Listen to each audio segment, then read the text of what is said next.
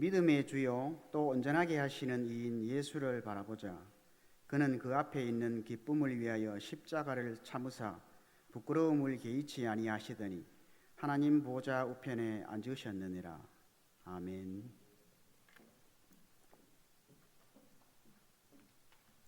이 시간은 총신대학원 김강대훈 교수님께서 예수님과 함께하는 믿음의 항해로 주제 강의를 해드리겠습니다. 은혜 받으시기 바랍니다. 반갑습니다. 네. 이번 전체 주제가 믿음인데 누가복음 8장에 있는 믿음 관련된 세 본문을 중심으로 해서 총회 교육국인가 거기서 준비를 했고 이제 제가 이 설교를 이제 썼습니다. 그래서 각 청소년부 이런 이제 분과에서 하시는 교사 안내용 거기에는 설명이 들어 있습니다. 믿음이라는 이제 단어가 기독교의 정체성에서 가장 중요한 용어죠. 그런데 이제 믿음이 사용되는 책이나 본문을 보면 그 믿음의 의미가 다양합니다. 바울이 믿음이라는 용어를 사용했을 때는 우리가 의롭게 되고 하나님의 자녀가 되는 길이 어떤 행위를 통해서가 아니라 오직 예수님이 죽으시고 부활하신 그 예수님의 공로를 믿음으로, 예수를 믿음으로, 즉 은혜로 이제 구원을 받는다. 그때 이제 믿음은 행위와 반대되는 개념이죠. 그리고 이제 회개하고 복을 믿으라 했을 때는 이제 믿음은 회개와 같은 의미가 되겠습니다. 오늘 우리가 선택한 이 누가복음 8장 다른 공간복음에 다 나오는 사건들인데 여기에서 믿음은 예수님의 능력을 신뢰하는 것, 또 예수님을 아는 것, 예수님의 능력을 신뢰하는 것, 의지하는 것이죠. 그것이 믿음입니다. 우리 어린이들 또 청소년들이 이 세상을 살아가기에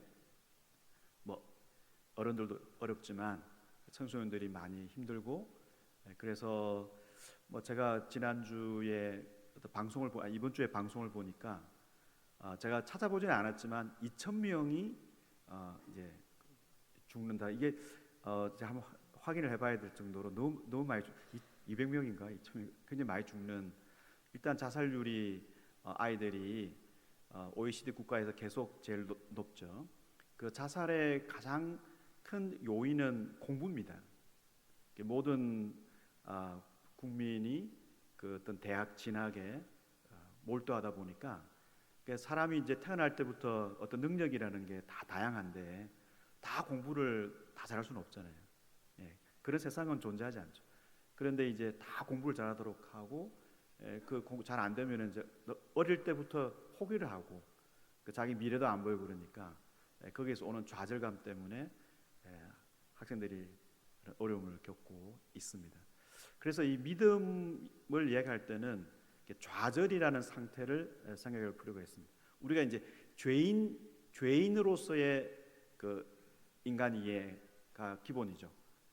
그때 이제 죄인을 구원하시는 예수님. 그런데 새 사건에서 보면은 그 죄인을 구원하시는 예수님을 믿는 믿음과는 색깔이 좀 다른 나의 그 좌절의 문제, 어려움의 문제를 해결할 수 있다는 그 신뢰감, 그것이 이제 믿음입니다. 그래서 오늘 이 본문에 등장하는 사람들을 보면 사실 자기가 뭔가 죄를 지어가지고 예수님을 믿고 이런 장면이라기보다는 그냥 예수님과 함께 항해를 하는데 갑자기 바다 폭풍이 몰려와서 죽게 된 상황이니까 제자들의 잘못은 아니죠. 그러니까 이 죄라는 이제 접근보다도 여기에서는 인생이 의도치 않게 어떤 좌절에 빠지게 되는 상황에 있다. 그때 예수님이 누군지를 알고 예수를 신뢰하는 것, 이것을 이제 볼 수 있습니다. 그래서 우리 아이들, 청소년들이 이제 앞으로 인생에서 예수님을 알고 예수님을 신뢰함으로써 문제를 극복할 수 있다라는 그런 이제 가르침을 줄 수 있기를 바랍니다.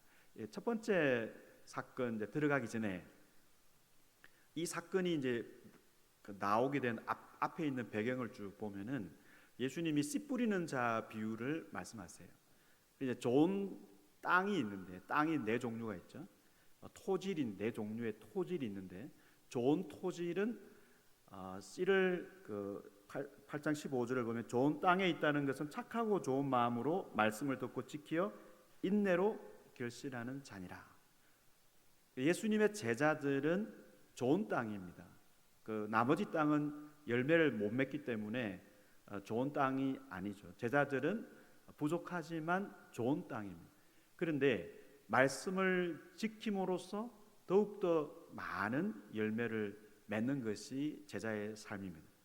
그래서 지금 이 폭풍을 만났을 때 제자들이 예수님을 신뢰함으로써 그 마음이 예수님을 향해서 그 예수님을 신뢰하는 신앙이 더욱더 성장하는 것, 그것이 이제 좋은 땅의 제자들의 태도다는 거죠. 예수님이 그래서 이 지금 세 사건은 제자들을 염두해서 예수님 말씀하고 있습니다. 그러니까 마태복음을 보면은 좀 더 그거를 아주 명확하게 설정을 하고 있습니다. 예수님은 제자들에게 뭔가를 보여주고자 합니다. 첫 번째 사건은 예수님과 함께 항해를 하다가 이제 호수에서 이제 바람이 이제 불어서 다 죽게 되었어요.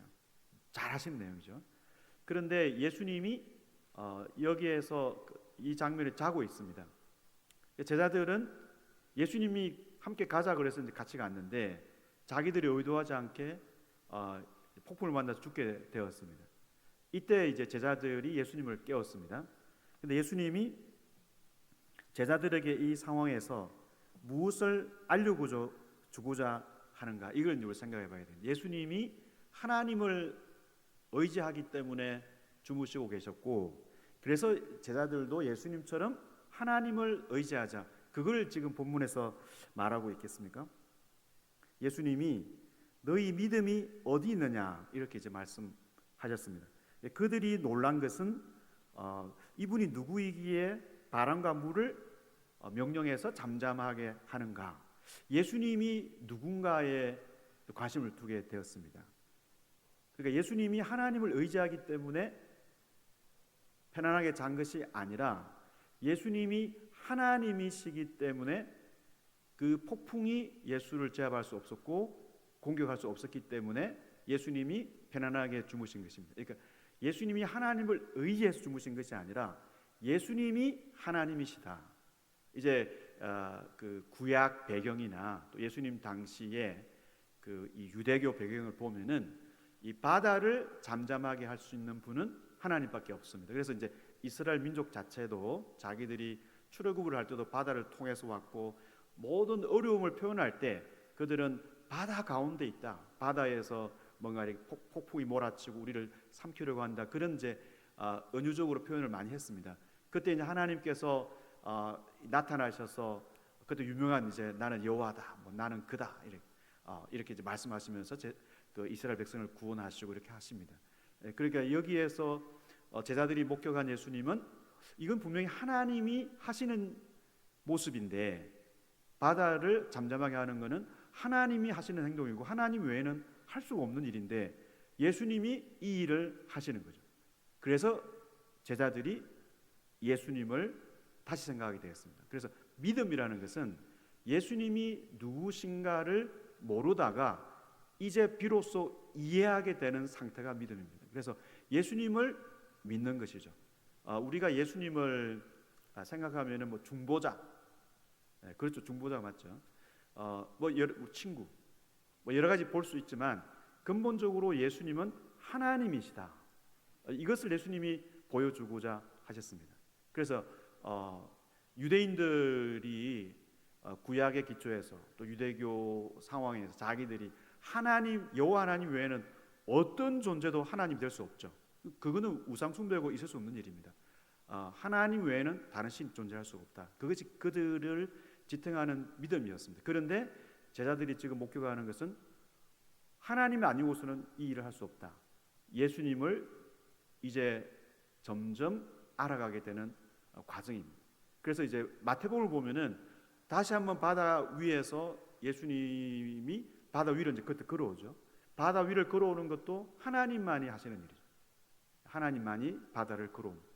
욥기 9장 8절 이런 경우처럼 그때 기독교의 어떤 첫 번째 신앙 고백, 하나님의 아들이다, 이 고백이 나옵니다. 바다 위에서.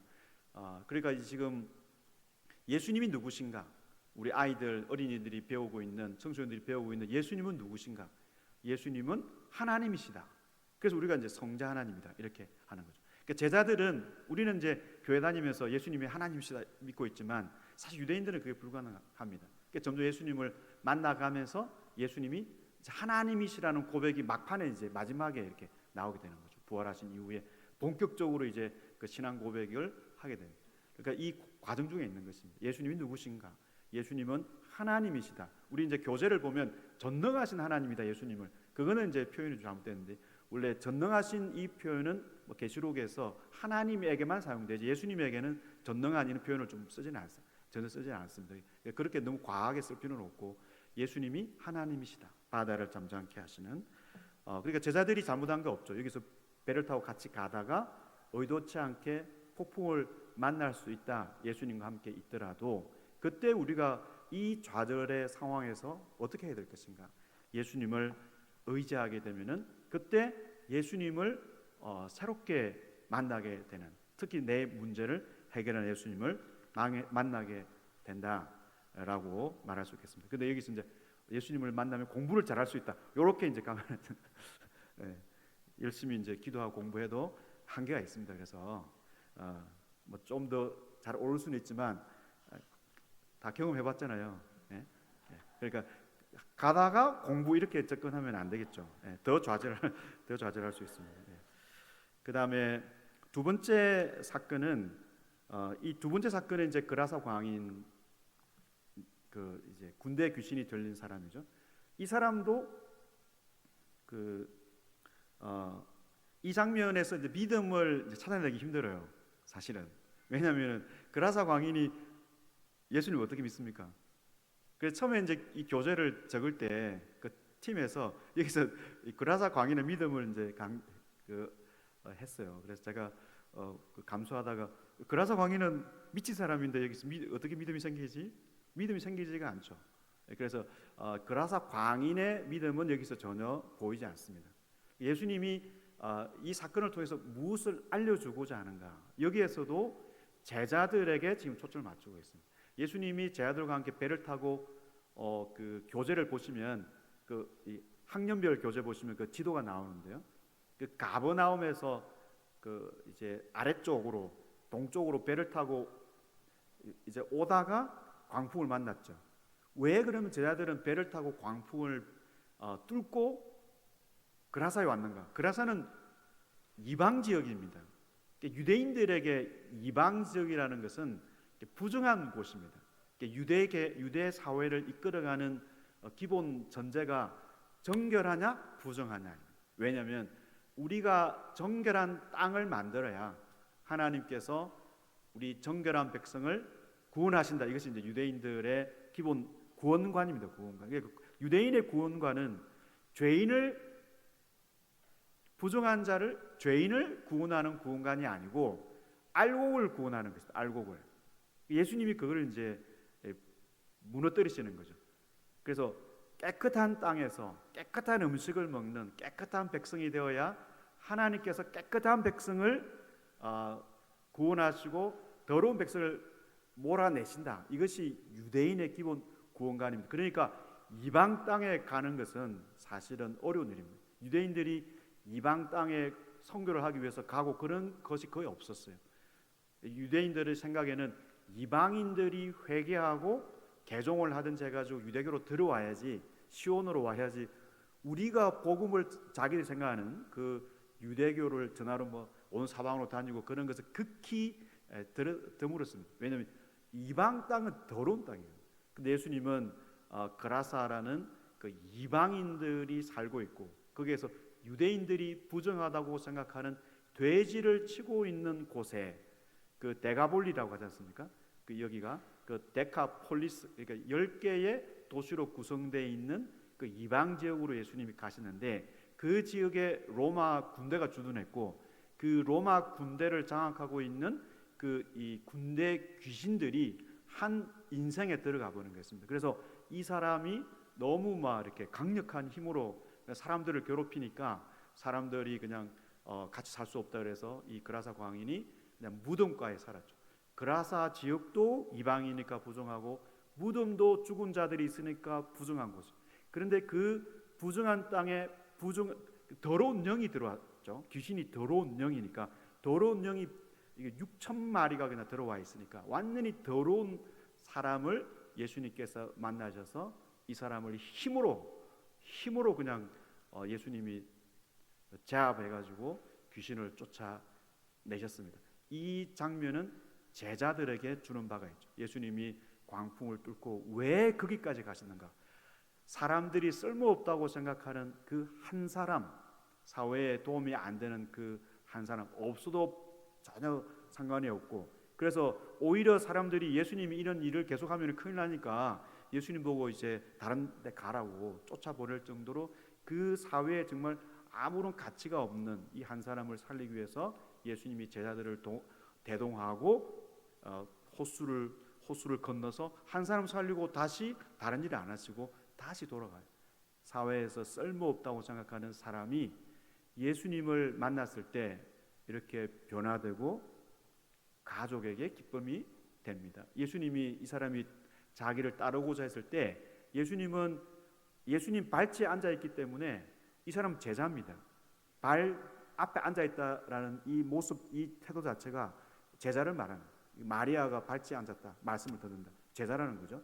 그런데 예수님은 이 제자를 데려가신 것이 아니에요. 데려가면 또 막 미쳐가지고 날뛰어가지고 그래서 그런 것이 아니라 가족에게 돌려보내는 거죠. 가족에게. 그래서 가족에게 하나님이 어떤 일을 하셨는지를 전해라. 이 한 사람의 변화를 보고 가족이 얼마나 기뻐하겠습니까? 그래서 이거는 이제 그라사 광인의 믿음이라기보다는 이 모습을 지켜보는 제자들에게 예수님이 믿음을 요구하신다라고 볼 수 있겠습니다. 그래서 우리 주변에 어떤 사람이라도 예수를 만나게 되면은 인생의 그런 광분하는 여러 가지 문제들을 해결받고 가족에게 피해가 되었던 그런 아이가 아니라 가족에게 기쁨이 되는 그런 아이로 변할 수 있다. 군대 귀신을 쫓아낼 수 있는 하나님의 능력으로 예수님이 지금 일을 하고 계신 거죠. 여기에서도 하나님이 아니고서는 할 수 없는 일을 예수님이 하고 있다 이렇게 볼 수 있겠습니다. 세 번째 사건은 야이로, 해당장의 야이로가 12살 된 딸을 살려달라, 죽어가고 있으니까. 근데 그 부탁을 하고 왔고, 이제 예수님이 가는 사이에 혈루증을 알았던 12년 동안 알았던 여자가 예수님께 와서 이제 옷자락을 만져서 이렇게 병이 치유되고, 그래서 간증을 했습니다. 그 간증이 길어져서 그 사이에 이제 이 아이가 죽었죠. 그래서 이제 이 두 사건을 마가, 마태, 누가 다 나오는데 흔히 이제 이거를 그냥 샌드위치 기법이 이렇게 불러요. 그래서 샌드위치를 빵, 그다음에 이제 햄, 그다음 빵 이렇게 하면 이제 같이 먹잖아요. 같이. 그래서 저도 오늘 동대구에서 샌드위치를 먹었습니다. 급해가지고 빵은 안 먹고 안에 거 먹어요. 원래 그렇게 먹으면 안 되죠. 같이 먹어야 되죠. 같이 먹어야 되는데, 그러니까 이 야이로 그 사건이 빵으로 돼 있고 이제 혈루증 여자 사건이 안에 이제 햄으로 돼 있습니다. 햄버거를 하면 더 편하긴 햄버거 이렇게 안에. 그래서 이 두 사건이 사실은 하나로 이렇게 읽히도록 되어 있습니다. 하나로 읽히도록. 그럼 주제가 무엇일까? 믿음이죠. 주제가 믿음입니다. 근데 믿음으로 나왔는데 야이로는 자기 문제는 아니죠. 딸의 문제를 갖고 왔습니다.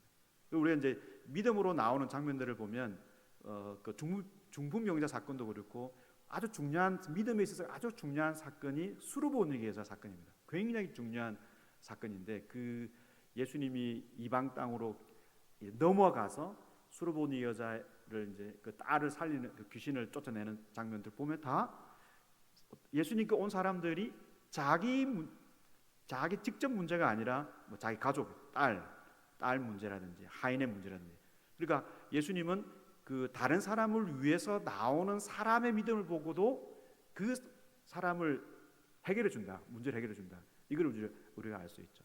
근데 그래서 믿음으로 나왔는데 지금 이 여자가 강력한 믿음을 보여주었고, 이 여자의 믿음을 생각하면서 끝까지 믿도록 하는 내용이 이제 믿음 이렇게 볼 수 있습니다. 그리고 이제 12라는 숫자도 서로 연결되죠. 근데 하나 또 연결되는 게 있어요. 하나 연결되는 게 있는데, 그게 오늘 이 제목을 보면 생명이라고 돼 있죠. 생명. 왜 여기에 이 제목을 생명의 주인이신 예수님을 의지하는 것이 믿음이 이렇게 돼 있는데요. 왜 생명이라는 게 있을까? 물론 예수님이 이제 혈루증 여자의 생명을 찾아주시고 12살 소녀를 살려주신 사건이기 때문에 우리가 생명 이렇게 볼 수 있는데, 이것도 이제 유대교의 그 이 부정과 정결을 생각해 보면, 부정한 자는 죄인일까요? 부정한 자는 죄인입니까? 죄인일 수도 아닐 수도 있고, 이게 아이를 낳으면 얼마간 부정하죠. 아이를 낳은 게 죄 아니잖아요. 그죠? 죄인은 부정합니까? 죄인은 부정하죠. 죄를 지으면은 하나님의 명예를 손상시키기 때문에 명예를 손상시킨다. 부정하게 하죠. 그래서 성소가 더럽혀져요. 내가 죄를 지으면은, 백성이 죄를 지으면 성소가 더럽혀져요. 죄인은 부정합니다. 근데 부정한 사람은 다 죄인은 아니에요. 부정한 사람은 어떤 뭔가 이렇게 좀 부정한 걸 만지면은 내가 이제 부정하게 되는데, 또 병든 사람, 혈루증 여자는 죄인은 아니잖아요. 물론 다 죄인이, 모든 사람 죄인이지만 혈루증 여자는 환자죠. 근데 이 사람은 부정한 사람이에요. 왜냐하면 이 죽음 쪽으로 가까이 가면 이게 부정합니다. 그러니까 생명은 피에 있죠. 그래서 피가 빠져나가면은 생명이 빠져나가고 이 사람이 죽음에 점점 가까이 가기 때문에 이 사람은 부정해요. 그래서 피가 빠져나가면 부정합니다. 그러면 이제 하나님은 거룩하시다. 이 말은 거룩은 생명 쪽이에요. 생명. 하나님은 거룩하시다. 그래서 하나님께 나갈 때 온전하게 나가야 된다는 의미가 있습니다. 그럼 예수님은 거룩한 분이다. 예수님은 생명으로 충만한 분이기 때문에 예수님께 가까이 가면은 생명을 얻게 되는 거죠. 다시 말해서 부정이라는 죽음의 그 그림자가 사라지게 되는 거죠. 그래서 부정은 죽음, 생명은 거룩, 이렇게 볼 수 있겠습니다. 원래는 부정한 자가 정결한 쪽 또는 이제 거룩한 쪽에 접촉을 하게 되면 어느 쪽이 어떻게 됩니까? 거룩하고 정결한 쪽이 부정하게 됩니다. 그렇죠?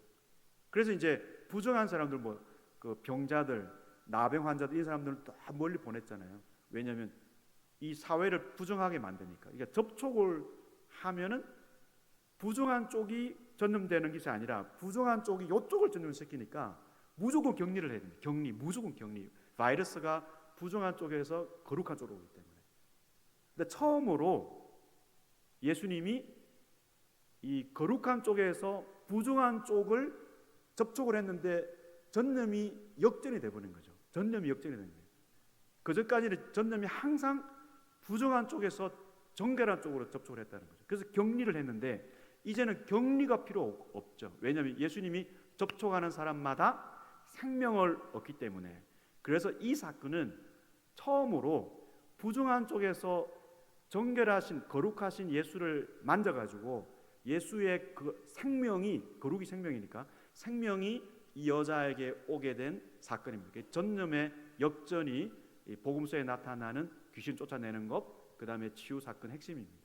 그래서 생명을 어떻게 얻게 됐는가? 예수님의 은혜와 예수님의 능력으로 얻게 된 거죠. 그 통로는 무엇인가? 통로는 여자의 믿음입니다. 그 은혜를 받아들이는 수단이 여자의 믿음입니다. 여자가 미신처럼 예수님께 의지했지만 예수님은 그것이 미신이 아니라 믿음이라는 사실을 보여주기 위해서 그 여자의 믿음을 칭찬하셨고, 그래서 여자는 이제 예수를 만나게 된 거죠. 그래서 믿음으로 뭔가 내가 원하는 걸 얻는 것이 이 여자에게는 목표였지만 예수님은 예수를 만나게 하셨습니다. 그래서 믿음으로 뭔가를 얻고자 하는 걸 넘어서서 예수가 누구인지를 알게 하는 만남, 이것이 예수님이 원하는 것이라고 볼 수 있습니다. 그 다음에 예수님이 이 12살 소녀를 살리실 때도 이 소녀가 죽었습니다. 소녀가 죽었죠. 죽으면은 이 여자는 12살 아이는 시체입니다. 시체는 부정하죠. 시체는 부정하죠. 그러니까 예수님이 이 부정한 이 여자를 이 아이를 여기 보면은 죽은 것이 아니다, 잔다라고 하시면서 손을 잡았죠. 원래 손을 잡으면 안 돼요. 시체잖아요. 그럼 부정하게 되죠, 예수님이. 그러니까 손을 잡으니까 예수님의 생명이 소녀에게 가게 된 거죠. 그러니까 전념이 완전히 이제 역전되고 있는 사건이다. 그래서 이제는 예수님과 접촉하게 되면은 그 인생이, 부정한 인생이 생명의 인생으로 변화되는 것을 보고 있다. 그래서 이제 그런 생명이라는 관점에서 두 사건이 연결된다고 볼 수 있습니다. 여기서 우리가 어떤 믿음을 가르칠 수 있을 것인가? 우리 아이들도 자기 문제뿐만 아니라 우리의 어떤 친구의 문제를 들고 예수님께 기도한다든지, 또는 내가 정말 부끄럽게 생각하는, 사람들이 드러낼 수 없는 그런 부끄러운 문제들, 그런 문제들도 예수님께서 해결해 주신다. 이런 이제 믿음을 가르칠 수 있겠습니다. 그래서 전체 이렇게 믿음이라는 주제는 제가 잡은 건 아니고 여기서 교육 이쪽에 잡았는데, 우리의 인생이 예수를 믿음으로 출발해서 잘 믿다가 예수님 만나는 그 우리 인생 여정인데, 우리 아이들 어릴 때부터 예수님을 알고 예수님을 신뢰하고 예수님이 하나님의 능력을 행하고 있고, 정말 내게 와서 나의 어려운 문제를 손대 가지고 해결할 그런 마음으로 예수님이 나를 기다리고 있다. 내 곁에 있다. 이 예수님을 의지하도록 그래서 잘 가르칠 수 있기를 바랍니다. 자, 기도하겠습니다. 하나님, 누가복음을 통하여 알려주시는 그 믿음의 사건들을 통해서 우리 자신도 예수님을 날마다 의지하게 하시고, 또 우리 자라나는 아이들이 정말 예수님을 잘 알고 예수님을 의지함으로써 힘들고 어려운 이 사회 분위기 속에서 잘 헤쳐나가는 그 믿음의 사람들 될 수 있도록 인도하시고, 또 우리가 그렇게 잘 가르칠 수 있도록 도와주옵소서. 예수님의 이름으로 기도합니다. 아멘.